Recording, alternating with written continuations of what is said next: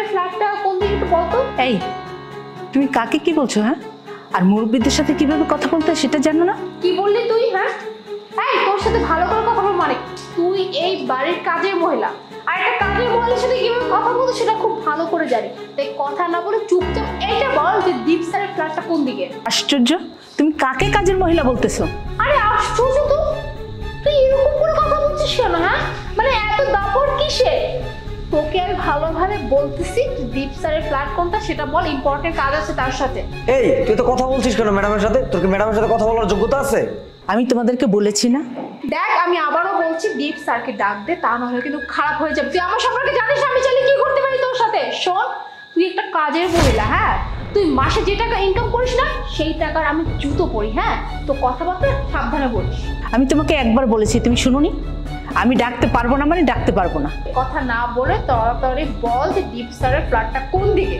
আমি তোমাকে বলেছি আমি ডাকতে পারবো না মানে আমি ডাকতে পারবো না। তারপরও যদি ডাকতে হয় তাহলে তোমাকে আমার কাছে মাপ চাইতে হবে হাত জোর করে। কি বললি তুই? তুই বলবি বাট তার জন্য তোর কাছে সরি বলতে হবে।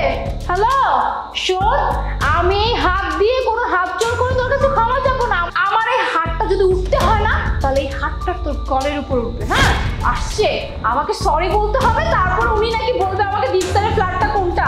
শোন, তুই স্যারকে চিনিস না। হ্যাঁ, স্যারের সাথে আমার সম্পর্ক অনেক ভালো।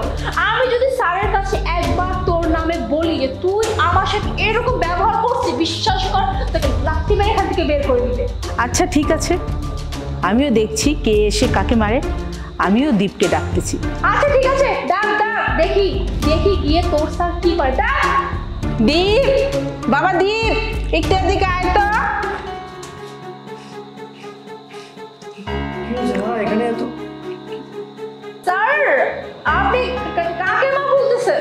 হ্যাঁ, এটা আমার মা। কেন, কি হয়েছে? উনি আপনার মা?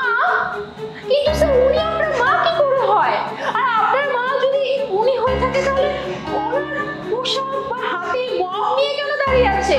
ও আচ্ছা আচ্ছা, আসলে হয়েছে কি আজকে আমাদের কাজের বউটা আসে, তাই মা নিজের কাজটা নিজে করতে পছন্দ করে।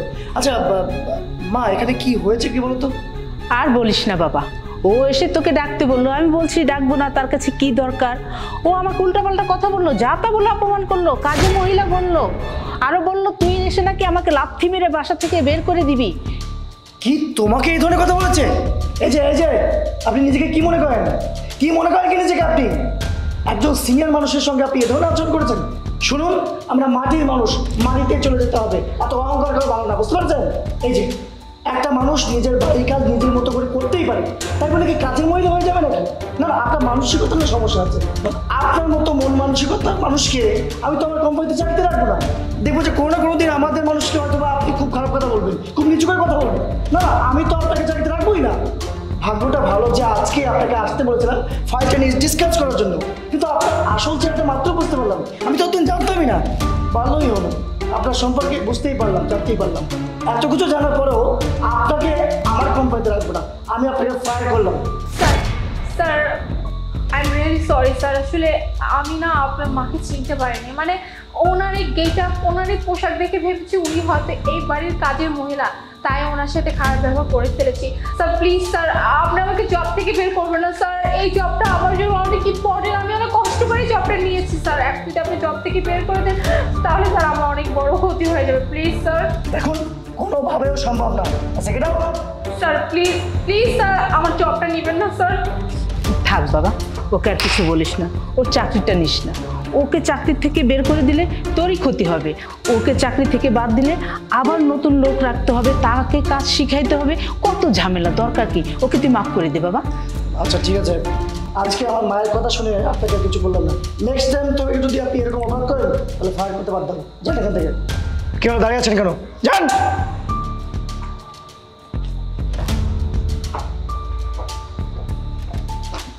মা, চলো ভিতর চলো।